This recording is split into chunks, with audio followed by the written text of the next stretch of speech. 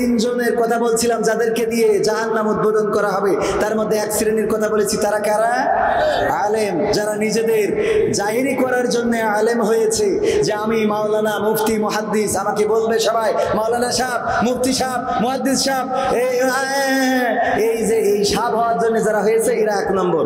2 নম্বর শহীদ, যে শহীদ হয়েছে, যে মানুষ বলবে সে কত বড় বীর যোদ্ধা ছিল, জীবন দিয়েছে, শহীদ হয়েছে সুখ্যাতির জন্য, তার নামের আগে এখন শহীদ লেখা হয়, তাকে দিয়ে জাহান্নাম উদ্বোধন করা হবে। 3 নম্বর হলো দানবীর। কি?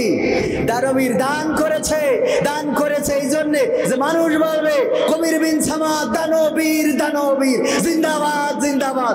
যেখানে যাই কবির বিন সামাদের মতো দানবীর হয় না। টাকা দেয় হাজার হাজার। আমাদের মাঝে এসে পৌঁছে গিয়েছেন দানবীর হযরত মাওলানা রেজাউল করিম সাহেব। নারে তাকবীর। এই দানবীর দিয়ে কি হবে? জাহান্নাম উদ্বোধন করা হবে। মনে থাকবে? 3 শ্রেণীর মানুষ। এই লৌকিকতা থেকে আল্লাহ আমাদের হেফাজত করুন, বলেন আমিন। কোরআন পড়তে ভালো লাগে, কোরআন শুনতে ভালো লাগে, কোরআন জানতে ভালো লাগে, কোরআন মানতে ভালো লাগে না। নামাজেতে পড়লে কোরআন মনটা শীতল হয়, কারির তেলাওয়াত শুনিলে প্রাণ জুড়িয়ে যায়। ঠিক না বেঠে? নামাজেতে পড়লে কোরআন মনটা শীতল হয়, কারির তেলাওয়াত শুনিলে প্রাণ জুড়িয়ে যায়। সেই কোরআনের ব্যাখ্যা দিলে কলিজাতে আগুন জ্বলে। কথা কয় না ভাই? কষ্ট হচ্ছে? একটু আওয়াজ দেওয়া যাবে না? সেই কোরআনের ব্যাখ্যা দিলে কলিজাতে আগুন জ্বলে, বিরোধিতাও চলে কেন তা জানি না। কোরআন পড়তে ভালো লাগে, কোরআন শুনতে ভালো লাগে, কোরআন জানতে ভালো লাগে, কোরআন মানতে ভালো লাগে। কোরআন পড়ে অনেক লোকে শুরু করে দিন, তারা আবার চাই না দেশে কোরআনের আইন। আছে না নাই? কোরআন পড়ে কত লোকে শুরু করে দিন, তারা আবার চাই না দেশে কোরআনের আইন। এটা যে কেমন নীতি, তাই তো এ দুর্গতি করছে মোদের ক্ষতি কেন তা বুঝি না। কোরআন পড়তে ভালো লাগে, কোরআন শুনতে ভালো লাগে, কোরআন জানতে ভালো লাগে, কোরআন মানতে ভালো লাগে। করে একে আমরা এক বাক্যে তাদেরকে কি বলা হয়? মুজাহিদ। যে জিহাদ করে সে মুজাহিদ, আল্লাহর পথে। একজন মুজাহিদ কখনো বসে থাকে না। কি? এটা বলে নাই যে একজন জিহাদি কখনো বসে থাকে না। উনি জিহাদি কোথায়? কবির বিন সামাদ জিহাদি কোথায়? স্টেজে টাকা দেয় নিয়েছে, পেট ভরি ছাগলের গরুর গোশত খাওয়াইছে, এখানে এসে জিহাদ করি বাড়ি যায় ঘুমাই রয়েছে বসে, উনি জিহাদি। কথা কয় না? এই নামের শেষে যদি কবির বিন সামাদের নামের শেষে কোনোদিন জিহাদি লাগাই, বুঝে নেবেন ভণ্ডামি। কথা মনে থাকবে? বুঝে নেবেন ভণ্ডামি। কোনে জিহাদ করেছি আমি? শাপলা চত্বরে রক্ত ঝরেছে, কবির বিন সামাদকে পাওয়া যায় নাই। কোরআনের হাফেজেরা শহীদ হয়েছে, আল্লাহর নবীর মাদ্রাসার ছাত্ররা শহীদ হয়েছে, কবির বিন সামাদকে পাওয়া যায় নাই। কাদিয়ানীরা খাতমে নবুয়তের পরে আঘাত করেছে, তাদের বিরুদ্ধে মিছিলে কবির বিন সামাদকে পাওয়া যায় নাই। কোরআনের জন্য সংগ্রামে কবির বিন সামাদকে পাওয়া যায় নাই। নাস্তিকদের বিরুদ্ধে লড়াইয়ে রাজপথে কবির বিন সামাদকে পাওয়া যায় নাই। ওয়াসমানসে যখন দাওয়াত করিয়ে 50,000 টাকা অগ্রিম বুঝে দিয়ে খাওয়ায়ে পড়ায় এনেছে, এখানে এসে বড় বড় কথা বলে কবির বিন সামাদ জিহাদি। ভণ্ডামি করার জায়গা খুঁজি পাও না। কথা কয় না? বিশাল জিহাদি। তুমি জিহাদি কেমন? বাগাছড়ায় এসো, বাগাছড়ায় এসে রাজপথে একটু কথা বলো দেখি। এইগুলো নামের শেষে এক এক টাইটেল, নামের আগে টাইটেল। কোন টাইটেল লাগবে না, কোন টাইটেলের দরকার নেই। কারণ আমার আল্লাহ বলছেন ওয়ামান আহসানু কওলাম মিম্মান দাআ ইলাল্লাহ ওয়া আমিলা সালিহা ওয়া ক্বালা ইন্নানি মিনাল মুসলিমিন। তার কথার চেয়ে উত্তম কথা কারো হতে পারে না। না যে নিজে সৎ কাজ করে, ভালো কাজ করে, অপরকে ভালো কাজের জন্য আহ্বান করে আর মুখে ঘোষণা করে আমি একজন মুসলমান। আমার যুবকেরা, কে ভার্সিটিতে পড়েছো, কে কলেজে পড়েছো, কে ইউনিভার্সিটিতে পড়েছো, এটা দেখার বিষয় নাই। কে কোথায় পড়েছো নাকি পড়ো নাই এটা দেখার বিষয় নাই। আল্লাহর কোরআন জেনে, রাসূলের হাদিস মেনে আল্লাহর পথে থাকতে পারাটাই তোমার জন্য গর্বের বিষয়, ঠিক না বেটে? আজকে ডিভাইডেড করা হয়, ও কোন মাদ্রাসার ছাত্র, এখানে কথা বলবে, ঠিক না বেটে? কোথা থেকে পড়ে এসেছে, উকে দিয়ে খেলা হবে না। কেন হবে না? আল্লাহ রাব্বুল আলামিন দায়িত্ব দিয়েছেন। আল্লাহর নবী সাল্লাল্লাহু আলাইহি সাল্লাম বললেন, বাল্লিগু আন্নি ওয়ালাউ আয়া। তো জানো, সেটা প্রচার করো। একটা জানলেই আপনি প্রচার করতে পারবেন, এইটাই আপনার জন্য সার্টিফিকেট। মাওলানা হইতে হবে, টাইটেল পাস দিতে হবে, ডক্টরেট করে আসতে হবে, আজহারও পড়তে হবে, মাদানিতে পড়তে হবে, মাক্কি পড়তে হবে, কি আপনার ওই হাফেজে কোরআন শেষ করতে হবে, এটা না। আপনার ডিগ্রি হলো রাসূল বলছে বাল্লিগু আন্নি ওয়ালাউ আয়া। মনে থাকবে যুবকেরা? তাহলে কালকে থেকে সৎ কাজ করা যাবে তো? কথা কয় না যাবে? কারা কারা রাজি হাত উঁচু করেন। নারায়ে তাকবীর, নারায়ে তাকবীর। আল কোরআনের আলো, আল হাদিসের আলো, আমার নেতা তোমার নেতা, নারায়ে তাকবীর। আওয়ামী লীগের নেতা মসজিদে দাঁড়ায় কোরআন হাদিসের পক্ষে কথা বলতে হবে। অনেক আওয়ামী লীগের নেতা বলে কি, ভাই আমরা তো অত কোরআন বুঝি নাই, আপনারাই বলেন। কেন আপনার কোরআন বুঝতে হবে? আপনি বুঝবেন না কেন? কোরআন কি আমার আব্বার কিতাব? কথা কয় না।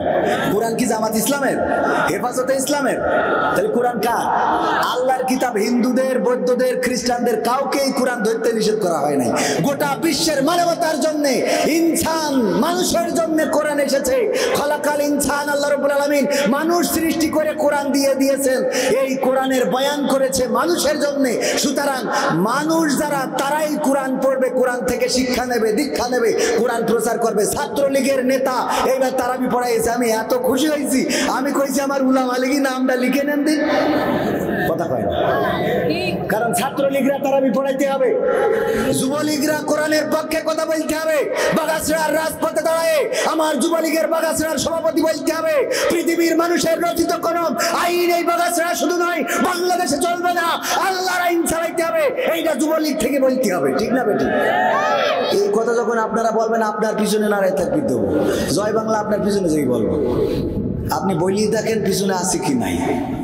কোরআনের পক্ষে শুধু জামাতরা কথা বলবে, হেফাজতরা কথা বলবে, চরমনারা কথা বলবে, ওরা তো এটা নিয়ে ব্যবসা করে খাচ্ছে। আপনি আওয়ামী লীগের লোক, আপনি কেন কোরআনের সঠিকটা তুলে ধরছেন না? আমি আওয়ামী লীগের সন্তান, আমি তো তুলে ধরতেছি। আমার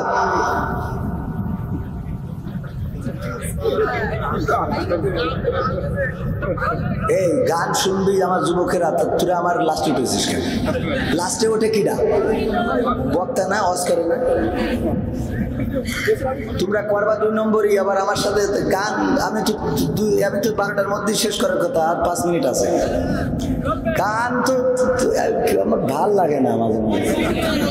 এখন আমি মাহফিল শুরু করেছি, আপনারা বল শুরু করেছি, তাহলে শুরুটা করি অন্তত। হ্যাঁ, তারপরে খেলা হবে। আজকের মাহফিলের প্রধান অতিথি হিসাবে থাকার কথা ছিল, এসেছেন? কই? বিদায় নিয়েছেন। দায়িত্ব আছে, অনেক কাজ বেশি। জনাব হাসান ফিরোজ আহমেদ টিঙ্কু সাহেব, সভাপতি 7 নম্বর কায়বা ইউনিয়ন আওয়ামী লীগ। এই যে দেখেন, ঠিক আছে, আওয়ামী লীগের সভাপতি প্রধান অতিথি, এটা ঠিক আছে। সাবেক চেয়ারম্যান 7 নম্বর কায়বা ইউনিয়ন পরিষদ। কারণ কোরআনের মাহফিলে উনাদের থাকার দরকার আছে না নাই? আমরা উনাদের মাইনাস করি বলে উনারাও আস্তে করে মাইনাস, পিছনের কাতারে বলতে কি আপনি এসে খুতবা দেন, তাইলে যে দেশ পরিবর্তন হয়ে যাবে। কথা কয় না। আমি শুনলাম আমার শ্রদ্ধাভাজন আপনাদের আসনের এমপি সাহেব জনাব আফিল উদ্দিন সাহেব সেদিন জামতলায় আলোচনা করেছেন কোরআন হাদিস থেকে। এটা তো দরকার, এমপি সাহেব যদি কোরআন হাদিস থেকে কথা বলে তাইলেই তো দেশ পরিবর্তন হবে, ঠিক না? ঠিক। আমরা সারাদিন বইলে কোনো কাজ হবে না, এই যুবকেরা মোটরসাইকেলে যে গিয়ার দিয়ে বেড়াইছে ঈদের পর দিন দিয়েছে না, পিছনে একটা করে ছিল না পাওয়ার ব্যাংক, ওইগুলো নিয়ে গদখালি গেছে না যায় নাই? গেছে। এই যে গদখালি গেল, এত করে ওদের ওয়াজ শোনালাম সারা রমজান মাস ধরে যে দেখ তোরা মোটরসাইকেলের পিছনে নিয়ে এইভাবে টাঙ্কি মারিস না, আমাকে খারাপ লাগে। ও কিন্তু সেই ওয়াজ ঈদের দিন শয়তান করে বলছে তুই যা করার আজ করিয়ে নে, মানে শয়তান এসে আমাকে ওয়াজ 1 মাসে ঘুরাই দিয়েছে। 1 মাসে মানে একদিনই ঘুরাই দিয়েছে। 1 মাস ধরে ওয়াজ করলাম যে তোরা যেন উল্টো পাল্টা করিস না। ওরা ঈদ নামাজ পড়িতে উল্টো পাল্টা শুরু করতেছে। করিয়ে গদখালি তো পা ফেলানোর জায়গা নেই শহরগুলো। তারপরে যে এখন আবার কি কফি হাউস, কফি হাউসের সেই আড্ডাটা আয়োজন নেই। ওরা আবার দেখলো আড্ডাটা করতে হবে। তো এই যে মান্নাদের বললো অসুবিধা নেই, আমরা আড্ডাটা চালাচ্ছি, তুমি বেশি থাকলে আমার গান গাইতে কফি হাউসের সেই আড্ডাটা আজও আছে, আরো বেশি কায়দা করিয়া আছে, ঠিক না বেটে? তো এখন এই যে কফি হাউসে এই সব করে বেড়াচ্ছে পাকামো, এইগুলোর বিরুদ্ধে ওয়াজ করলাম। আমার ওয়াজ এখানে শুনে নিয়ত করি সই যে কালকে তাহলে এই করবো না। সকালবেলা যে এবার গার্লফ্রেন্ড ফোন দেয়, কি ব্যাপার, আমি গুছাই বসে আছি, তুমি কই? কয় আমি হুজুরির ওয়াজ শুনেছি, যাবার না। কয় তাহলে আমি বললো মকসেদ মেম্বারের ছেলের সাথে গেলাম। হ্যাঁ আমি আসতেছি, লাগে। হ্যাঁ পাকামো, খুব খুশি। এই কথা বলতে পারলি তো খুব খুশি। এই জন্যই তো এই যে আমাদের আবরার কাসিফ ভাই বলেছে যে কোনো মেয়ে দেখে যদি প্রশান্তি খুঁজে পাও, দ্যাটস এনাফ ফর ইউ। ওরে খুশি যুবকরা, আল্লাহ কত বড় খাটাসের খাটাস। আমার সেদিন চাঁপাইনবাবগঞ্জে প্রশ্ন দিয়েছে, হুজুর যদি কোনো মেয়েকে দেখে প্রশান্তি খুঁজে পাওয়া যায় তাহলে কি হবে? আমি বললাম আবরার কাসিফ ভাই তো বলে দিয়েছে, দ্যাটস এনাফ ফর ইউ। আসলে উনার কথাটা ঠিক আছে, কিন্তু সেই কথাটা হলো যদি আপনি মেয়ে বলতে তো শুধু গার্লফ্রেন্ড না, মাও তো মেয়েদের জাতি নাকি? মাকে দেখে যদি প্রশান্তি খুঁজে পান, দ্যাটস এনাফ ফর ইউ। কারণ আপনার মা আপনাকে গর্ভে ধারণ করেছেন। আল্লাহ রাসূল বলেছেন কোন সন্তান যদি মায়ের দিকে নেক নজরে তাকায়, আল্লাহর নবী বলছেন তার ওই সন্তানের আমল নামায় একটা কবুল হজের সওয়াব লিখে দেওয়া হয়। বলেন সুবহানাল্লাহ। সুতরাং মায়ের দিকে যদি আপনি নেক নজরে তাকান আর প্রশান্তি খুঁজে পান, দ্যাটস এনাফ ফর ইউ। আপনার কলিজার টুকরা সন্তান আছে, যে কলিজার টুকরা সন্তান আপনার চোখের সামনে ঘুরে বেড়ায়, তার দিকে তাকায় যদি আপনি প্রশান্তি খুঁজে পান, দ্যাটস এনাফ ফর ইউ। আপনার বউ একজন মেয়ে, আপনার স্ত্রী একজন মেয়ে, আপনার স্ত্রীর দিকে তাকিয়ে যদি আপনি প্রশান্তি খুঁজে পান, দ্যাটস এনাফ ফর ইউ। এ জাতীয় আরো যে নারীদের সাথে বিবাহ হারাম দেখে করা যায় যাচ্ছে, ফুপু খালা, তাদের দিকে তাকিয়ে যদি আপনি প্রশান্তি খুঁজে পান, আত্মিক প্রশান্তি, তাহলে দ্যাটস এনাফ ফর ইউ। আপনি গার্লফ্রেন্ডের দিকে তাকিয়ে যদি প্রশান্তি খুঁজে পান, তাইলে এইটা আপনার এনাফ না, এটা হলো আপনার জাহান্নামে যাওয়ার কারণ। বলেন ঠিক কিনা? কারণ ওইদিকে তাকানো যাবে না, তাকানো যাবে না। আবার কিছু ওলিয়া উলিয়া বলতেছে যে আপনারা চাইলে গার্লফ্রেন্ড থেকে উপহার নিতে পারবেন, কারণ নিয়েছেন রাসূল সাল্লাল্লাহু আলাইহি সাল্লাম। বলেন নাউজুবিল্লাহ। এটা কি মানার মতো কথা?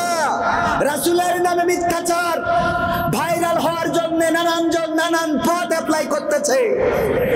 এক হাফেজ সাহেব, মাওলানা সাহেব দেখলাম টিকটক করে চুলমুল কালার করে এখন তার নিয়ে পড়ে আছে। সবাই চোখে পড়েছেন আপনাদের?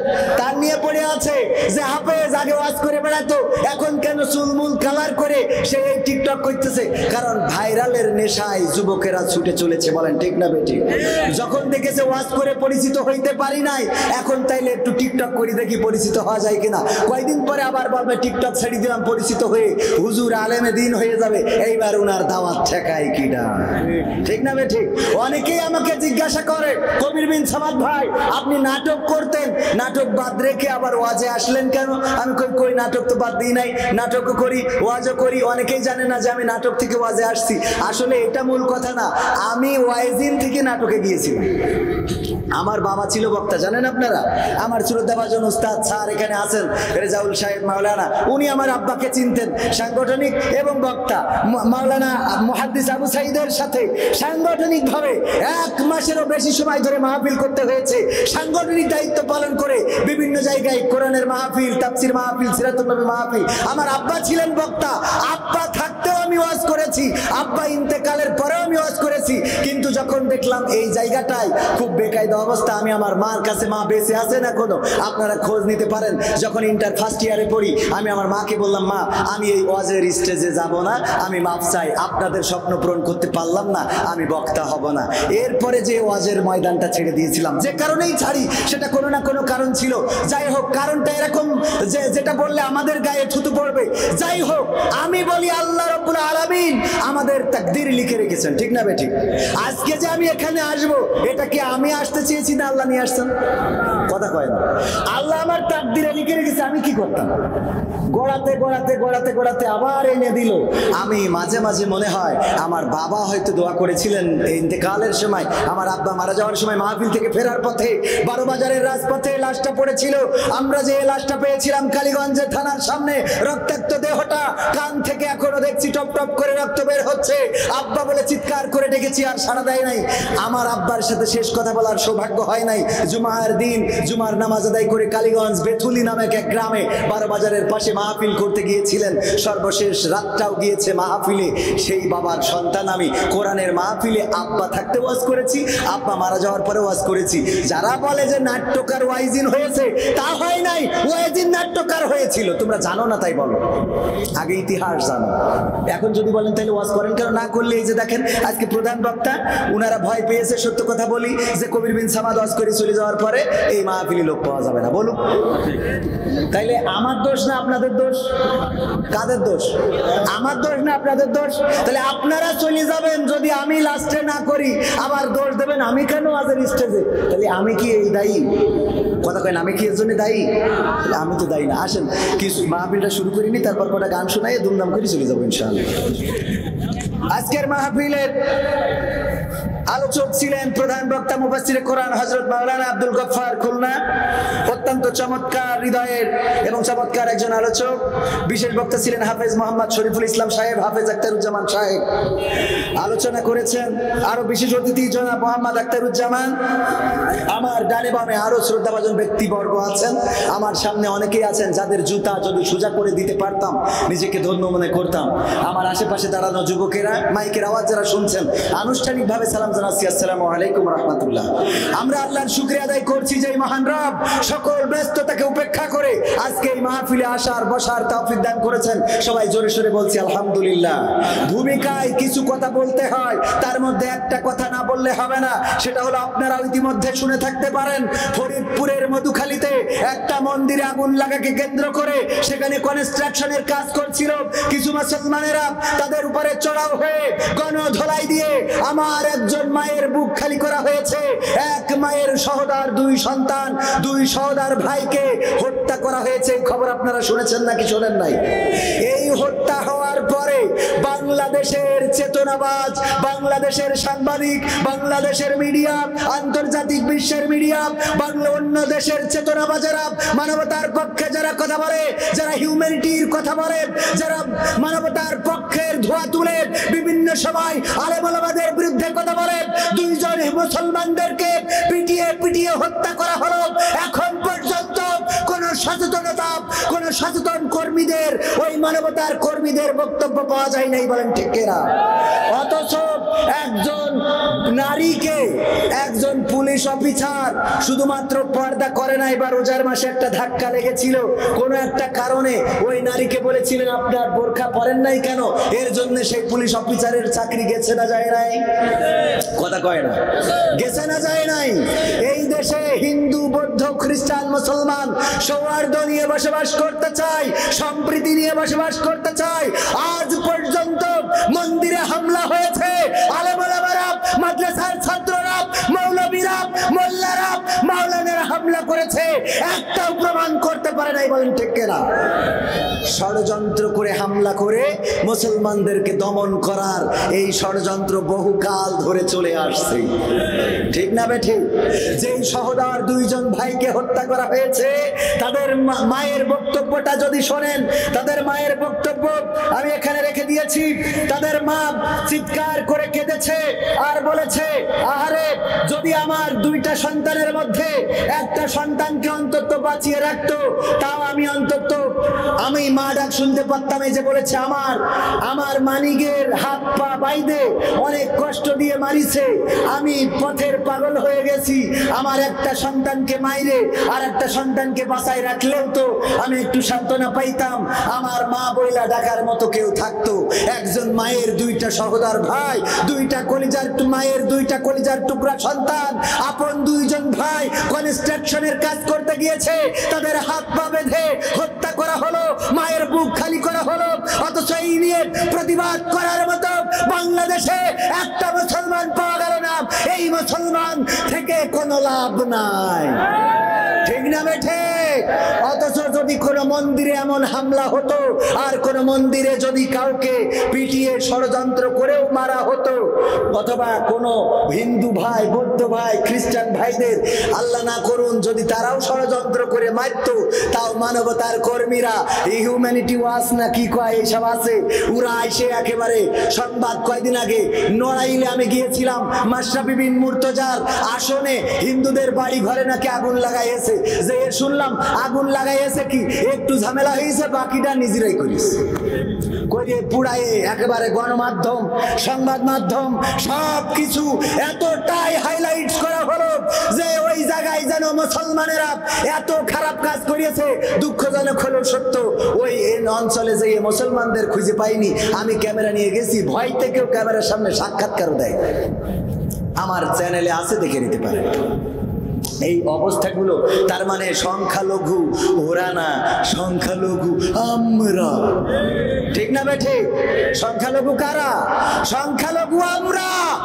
অধিকার দিতে দিতে এতটাই অধিকার দিয়েছি।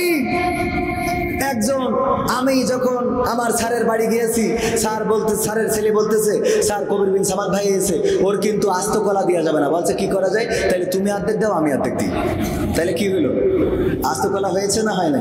এই জন্য ভাইয়েরা আমার, আসুন সচেতন হই। কথা বাড়াবো না, 2-3টা সঙ্গীত শোনাবো। পবিত্র কোরআনের সূরা ইয়াসিনের একটি আয়াত তেলাওয়াত করেছি, মনে আছে? আল-ইয়াওমা নাখতিমু আলা আফওয়াহিহিম ওয়া তুকাল্লিমুনা আইদিহিম ওয়া তাশহাদু আরজুলুহুম বিমা কানু ইয়াকসিবুন। এই আয়াতটা কেন তেলাওয়াত করেছিলাম?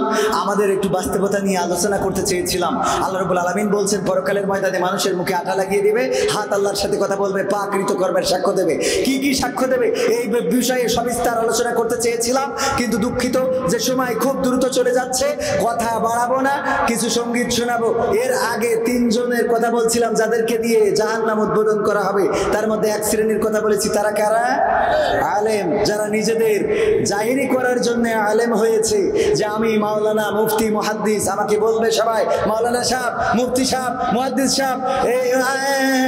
এই যে এই সাহেব হওয়ার জন্য যারা হয়েছে, এরা 1 নম্বর। 2 নম্বর শহীদ, যে শহীদ হয়েছে, যে মানুষ বলবে সে কত বড় বীর যোদ্ধা ছিল, জীবন দিয়েছে, শহীদ হয়েছে সুখ্যাতির জন্য, তার নামের আগে এখন শহীদ লেখা হয়, তাকে দিয়ে জাহান্নাম উদ্বোধন করা হবে। 3 নম্বর হলো দানবীর। কি? দানবীর। দান করেছে এই জন্য যে মানুষ বলবে কবির বিন সামাদ দানবীর, দানবীর, জিন্দাবাদ জিন্দাবাদ। যেখানে যাই কবির বিন সামাদের মতো দানবীর হয় না। টাকা দেয় হাজার হাজার। আমাদের মাঝে এসে পৌঁছে গিয়েছেন দানবীর হযরত মাওলানা রেজাউল করিম সাহেব। নারে তাকবীর। এই দানবীর দিয়ে কি হবে? জাহান্নাম উদ্বোধন করা হবে। মনে থাকবে? 3 শ্রেণীর মানুষ। এই লৌকিকতা থেকে আল্লাহ আমাদের হেফাজত করুন, বলেন আমিন।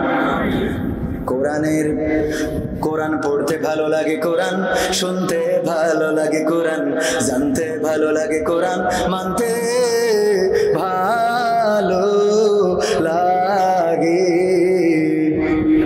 না।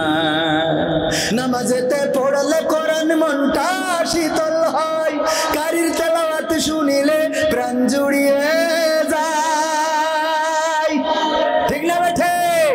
নামাজেতে পড়লে কোরআন মনটা শীতল হয়, কারির তেলাওয়াত শুনিলে প্রাণ জুড়িয়ে যায়। সেই কোরআনের ব্যাখ্যা দিলে কলিজাতে আগুন জ্বলে। কথা কয় না ভাই? কষ্ট হচ্ছে? একটু আওয়াজ দেওয়া যাবে না? সেই কোরআনের ব্যাখ্যা দিলে কলিজাতে আগুন জ্বলে, বিরোধিতাও চলে কেন তা জানি না। কোরআন পড়তে ভালো লাগে, কোরআন শুনতে ভালো লাগে, কোরআন জানতে ভালো লাগে, কোরআন মানতে ভালো লাগে। কোরআন পড়ে অনেক লোকে শুরু করে দিন, তারা আবার চাই না দেশে কোরআনের কোরআন পড়ে কত লোকে শুরু করে দিন, তারাই আবার চাই না দেশে কোরআনের আইন। এটা যে কেমন নীতি, তাই তো এ দুর্গতি করছে মোদের ক্ষতি, কেন তা বুঝি না। কোরআন পড়তে ভালো লাগে, কোরআন শুনতে ভালো লাগে, কোরআন জানতে ভালো লাগে, কোরআন মানতে ভালো লাগে। কোরআন বুকে চুমু খাওয়ার লোকের নাই অভাব, সেই কোরআনের বিরোধিতা আবু জাহেলের স্বভাব। ঠিক না বেঠে? কোরআন বুকে চুমু খাওয়ার লোকের নাই অভাব, সেই কোরআনের বিরোধিতা আবু লাহাবের স্বভাব। মানবা সুবিধা মতো, তাই এই বুকে ক্ষত, দেখলে এমন কিছু সইতে পারি না। কোরআন পড়তে ভালো লাগে, কোরআন শুনতে ভালো লাগে, কোরআন জানতে ভালো লাগে, কোরআন মানতে ভালো লাগে। এমন মানুষ আছে না নাই? শুধু ভালো লাগে না তা না, আবার কোরআনের কথা বলতে গেলে বাধা দেওয়ার মতো আল্লাহর ওলি আছে না নাই? কোরআনের আইন কায়েম করার জন্য যদি রাজপথে কেউ থাকে, তার নামে মামলা, তারপরে হামলা, তার বিরুদ্ধে ষড়যন্ত্র, তাকে নির্যাতন, নিষ্পেষণ, কারারুদ্ধ, এমনকি ফাঁসির কাষ্টে ঝুলানোর নাজির আছে না নাই? আছে না নাই? কিন্তু আমাদের বক্তব্য হলো, কোরআনের সাথে যারা করবে দ্বন্দ্ব, তাদের সাথে কবু হবে না আপোষ। হবে? কোরআনের সাথে যারা করবে দ্বন্দ্ব, তাদের সাথে কবু হবে না আপোষ। কোরআনের সাথে যারা করবে দ্বন্দ্ব, তাদের সাথে কবু হবে না আপোষ। জেল জুলুম হলেও হবে, জেল জুলুম হলেও হবে, বিবেকের কাছে তবু রব নির্দোষ। আমার রবের কাছে রব নির্দোষ, মহান প্রভুর কাছে রব নির্দোষ। কোরআনের সাথে যারা করবে দ্বন্দ্ব, তাদের সাথে কবু হবে না। কোরআনের কথা যারা বলে যায় আজ, তাদের দমাতে কত ফন্দি, কাউকে ধরে নিয়ে দিয়েছে ফাঁসি, কাউকে রেখেছে আজ বন্দি। ঠিক না বেঠে? একটু জোরে বলেন ঠিক না বেঠে? হাত উঁচু করে বলেন ঠিক না বেঠে?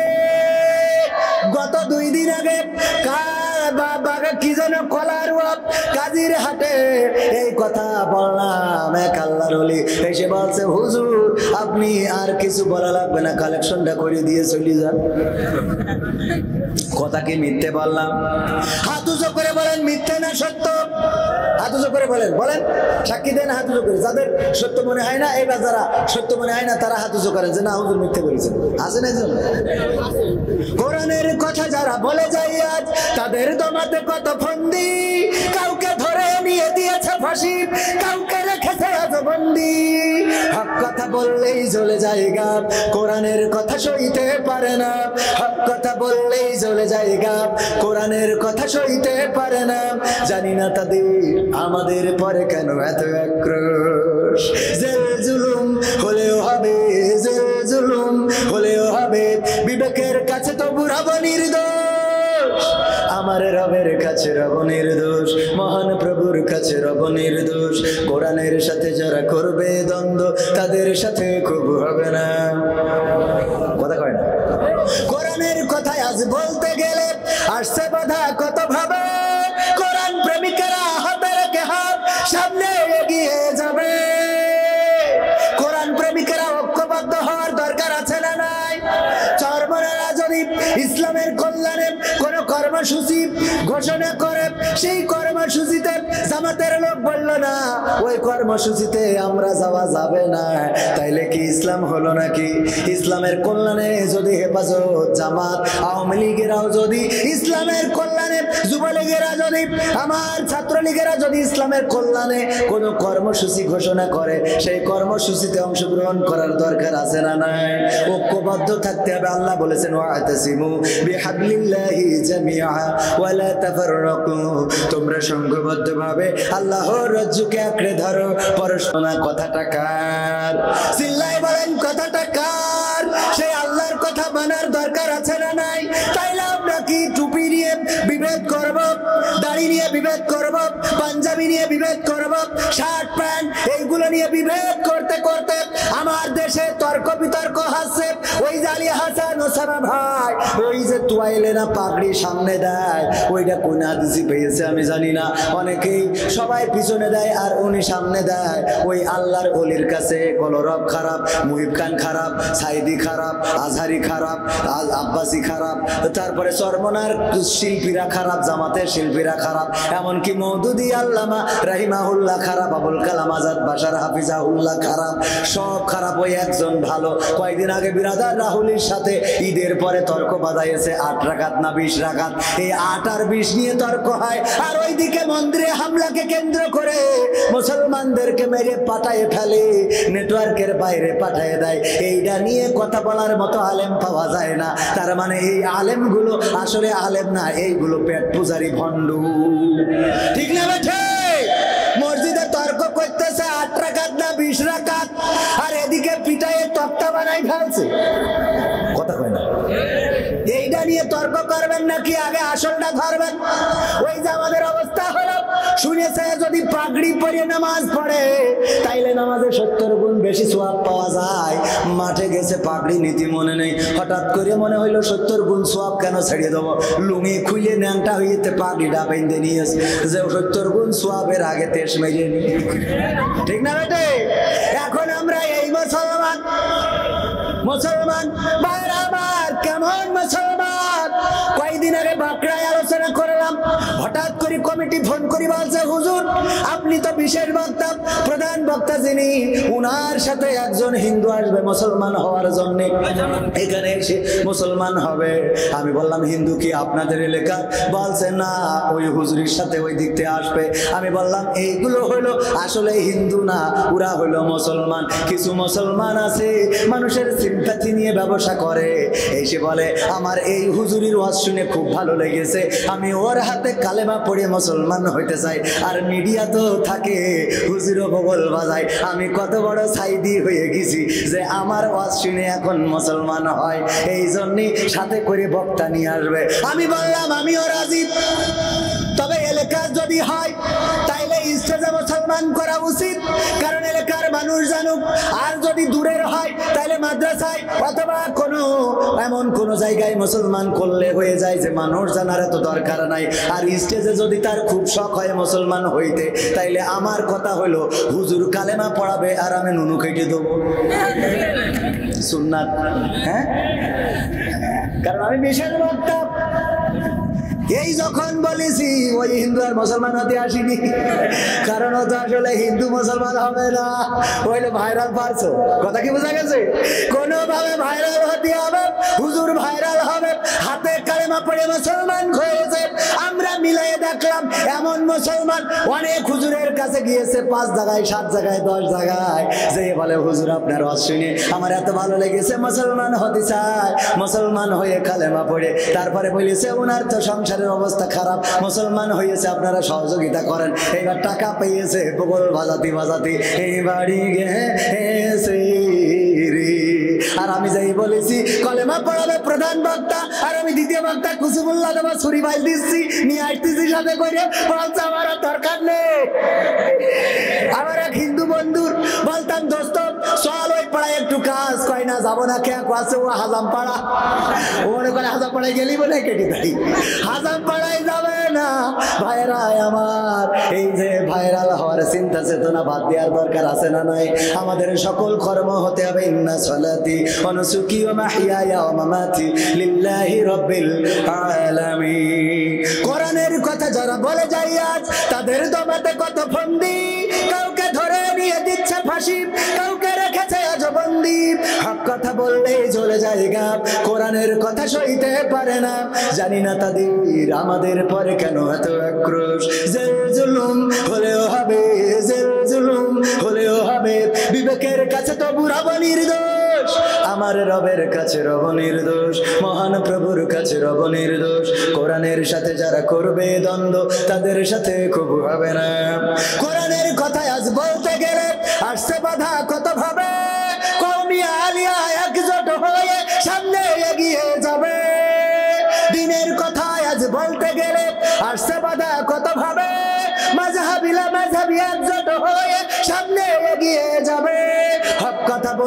করি না কো ভয়, জীবনের বিনিময়ে আনব বিজয়। হক কথা বলতে করি না কো ভয়, জীবনের বিনিময়ে আনব বিজয়। বুকে আছে শক্তি, অন্তরে আছে সাহস। আছে সাহস আছে। আল্লাহর জমিনে আল্লাহর দিন কায়েম করার জন্য যদি আকাশে রাজপথে যদি লড়াই করতে হয়, সংগ্রাম করতে হয়, মুসলমানের অস্তিত্ব রক্ষার লড়াইয়ে যেইভাবে 1971-এ আমরা দেশ রক্ষার সংগ্রাম করেছি, যেইভাবে 1952-তে আমরা ভাষার জন্য লড়াই করেছি, একইভাবে আল্লাহর দিন কায়েম করার জন্য দল মত নির্বিশেষে যদি আল্লাহর জমিনে আল্লাহর দিন বাস্তবায়নের জন্য ডাক আসে, সেই ডাকে সাড়া দিয়ে বুকের তাজা রক্ত যদি ঢালতে হয়, বুকের তাজা রক্ত ঢেলে দিয়ে সেই রক্তের সাগরে সাঁতার কেটে কেটে একটি রক্তাক্ত বিপ্লবী কালেমার পতাকা বাংলার জমিনে ওড়াতে রাজি কারা কারা হাত দেখতে চায়?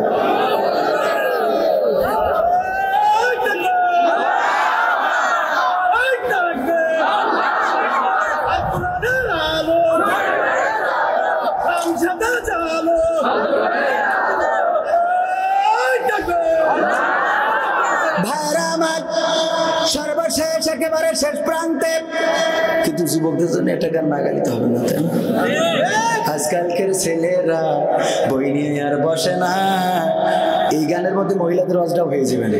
আজকালকের ছেলেরা বই নিয়ে আর বসে না, ও বাবা গুগলে সার্চ করিয়া পড়ি। এই দুজন উঠছেন কেন? কে হয়েছে আপনাদের দুজনের? আমি শেষ করে দিলি তো আরো ভালো, আমার সুবিধে। শেষ করে দেবো? এমনি তো আপনারা এই কটা লোক, তারপরে যদি ওঠেন তো খারাপ লাগে না। আজকালকের ছেলেরা বই নিয়ে আর বসে না, ও বাবা গুগলে সার্চ করিয়া পড়ে। ওরে কালের মেয়েরা কোরআন হাদিস ধরে না, আমার বাগাছের মা বোনেরা কোরআন এখন পড়ে না। ও আল্লাহ বুরকা পরে গদখালি টিকটকে ভিডিও ওরা করে, ঠিক না বেঠে? ওই যে ভ্যানালা ভাই হাত উঁচু করে বলছে এবার ঠিক আছে, কারণ ও জ্বালায় আছে না নাই।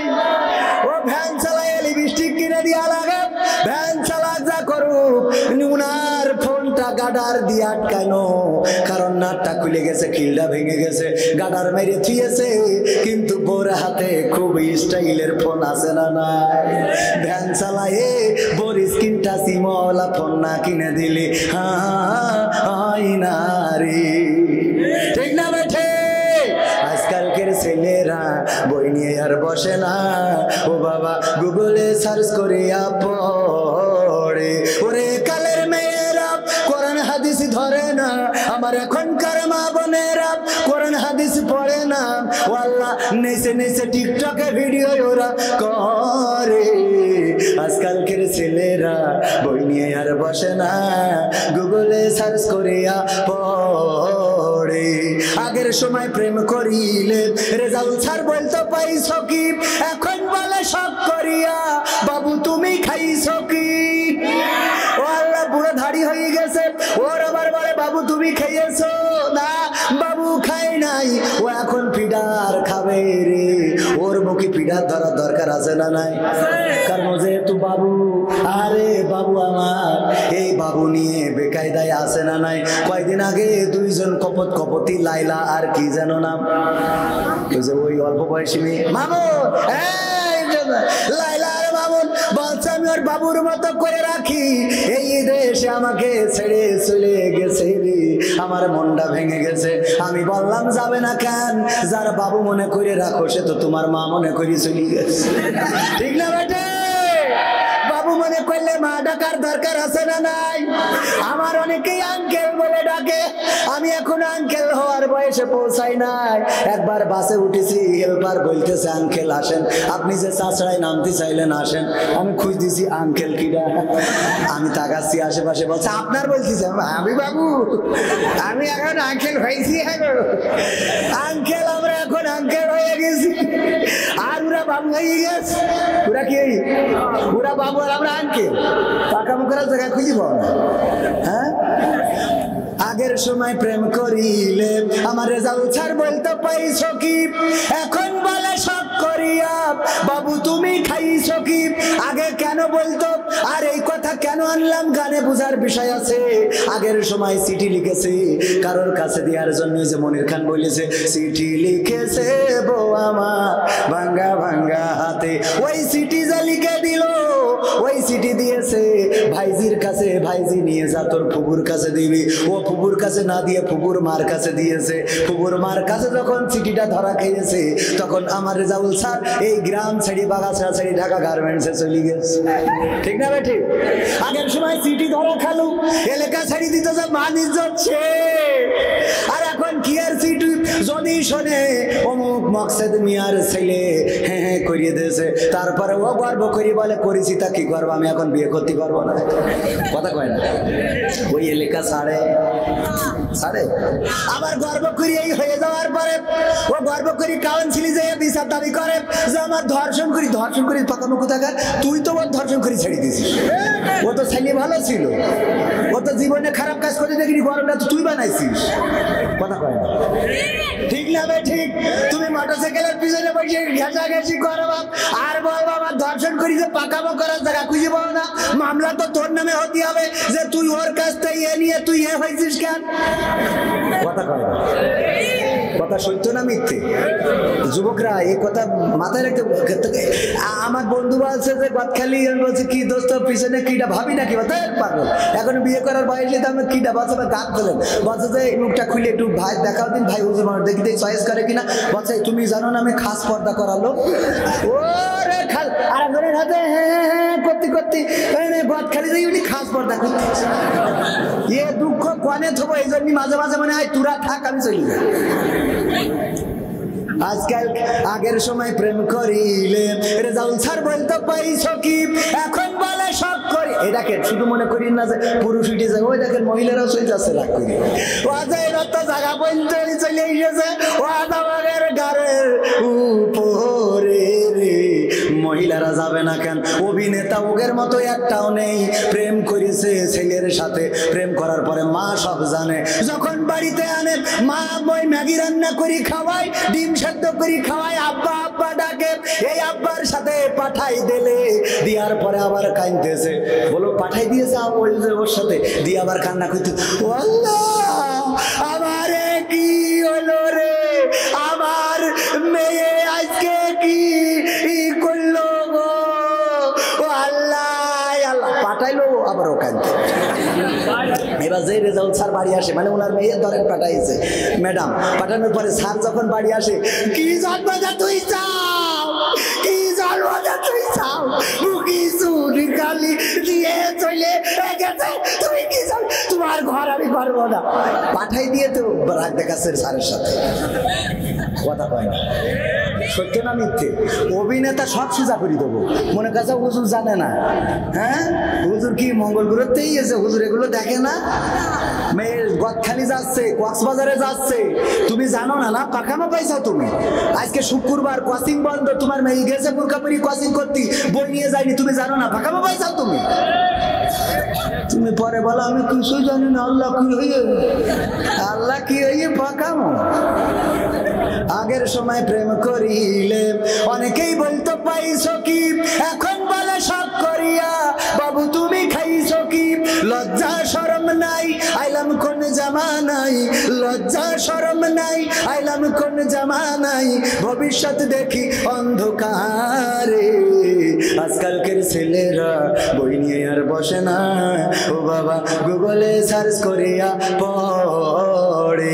নতুন করে হয়েছে চালু এ আবার কোন ট্রেন্ড, পরিচয় করাই দেখি এই আমার গার্লফ্রেন্ড। আছে না নাই? নতুন করে হয়েছে চালু এ আবার কোন ট্রেন্ড, পরিচয় করাই দেখি এই আমার বয়ফ্রেন্ড।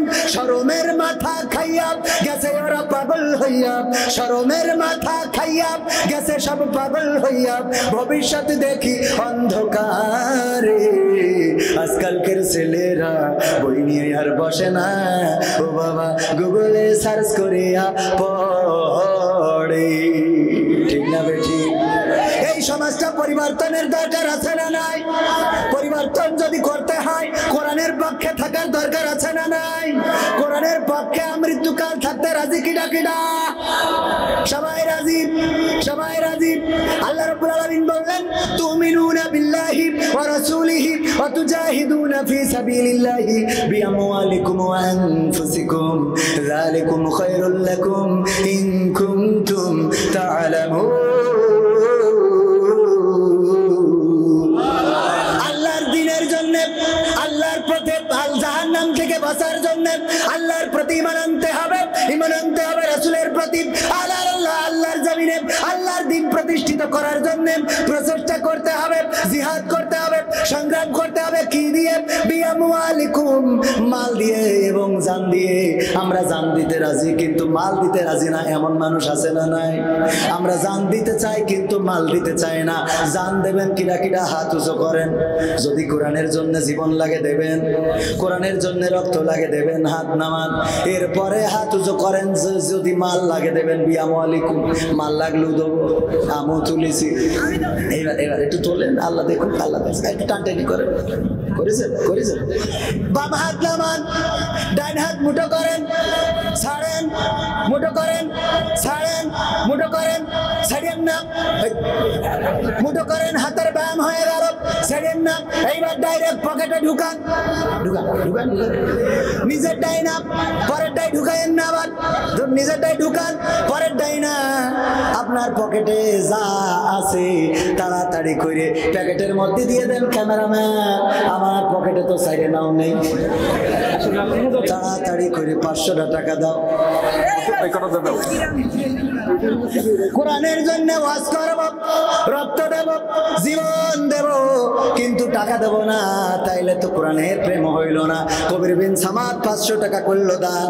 আল্লাহ বাড়িয়ে দাও, সম্মান নেই, খায়াত দিয়ে দাও। আমার স্ত্রী সন্তানদের কবুল করে নাও। বলেন আমি মা বোনদের মধ্যেও যান, আমার মা বোনেরা কেউ মাহরুম হবেন না। আপনাদের তো কষ্ট করে ইনকাম করতে হয় না। কাপড় কাচলি টাকা পাওয়া যায় না, যায় না। কাপড় কাচলি টাকা মেলে কোন মাটিতে তৈরি রে তুই মা। বিশিষ্ট ব্যবসায়ী আমিরুল ইসলাম বেলালী মিলন 2 বস্তা সিমেন্ট করলো দান। আল্লাহ বাড়িয়ে দাও, সম্মান দেখায় দিয়ে দাও। আর কোন আল্লাহর বান্দা আছেন নাকি সিমেন্ট দেবেন? আমার ভাইয়েরা কেউ উঠবেন না, মুনাজাত না নিয়ে কেউ যাবেন না। আমি ছোট মানুষ, বারবার বলেছিলাম আমার ফার্স্টে দিয়ে দেবেন, দিলেন তো লাস্ট আর একজন কিনা 20 ব্যবসায়ী, 20 ব্যবসায়ী, 20 ব্যবসায়ী, 20 ব্যবসায়ী, 20 ব্যবসায়ী আব্দুর রহিম 1000 টাকা আল্লাহ করলো দান। মাশাআল্লাহ, নারায়ে তাকবীর। নাম কি? নয়ন চৌধুরী। আমার মাঝে মাঝে মনে হয় দ্বিতীয় বক্তা স্টেজে রাখেন কি করতে? আমার দেবেন 1 ঘন্টা ওয়াজ করব, 1 ঘন্টা গান করব, 1 ঘন্টা কালেকশন করব, 1 ঘন্টা মোনাজাত করব, 4 ঘন্টা সেরে চলে যাব। দ্বিতীয় বক্তার প্রধান বক্তার একসাথে টাকাগুলো দিয়ে দেবেন, নিয়ে বাড়ি যাব। ঠিক না ঠিক? সব আমার দিয়ে করাবেন। 10,000 টাকা নয়ন চৌধুরী। আল্লাহ দানকে কবুল করো। আর আমার লেখা বই বেসিক নলেজ অফ ইসলাম আপনারা এখান থেকে সংগ্রহ করবেন। বইগুলো নিলে উপকৃত হবেন। এই বইগুলো সংগ্রহ করবেন, এখানে অনেক তথ্য পাবেন যেগুলো এই যে প্রশ্ন করি, উত্তর দিতে পারলে পুরস্কার দিই। জানেন না, জানেন না ভাইরা আমার? আর কোন আল্লাহর বান্দা আছেন 1 বস্তা 2 বস্তা সিমেন্ট মসজিদের জন্য দিবেন? দেওয়ার মতো কোন আল্লাহর বান্দা আছেন? 1 বস্তা সিমেন্ট সামনে থেকে কোন আল্লাহর বান্দা একটু হাত উঁচু করে বলতে পারেন? 1 ব্যাগ সিমেন্ট দেওয়ার মতো কোন আল্লাহর বান্দা আছেন? মা বোনদের মধ্যে যান, মা বোনেরাও দান করেন। স্যার মনে হয় কিছু বলবে, বলেন। বলে দেবো, বিসমিল্লাহির রহমানির রহিম। সম্মানিত অতিথি, আমার 500 টাকা দিয়েছেন আল্লাহ সন্তানকে আয় রুজিতে বরকত দান করে দাও, হেফাজতে রেখে দাও।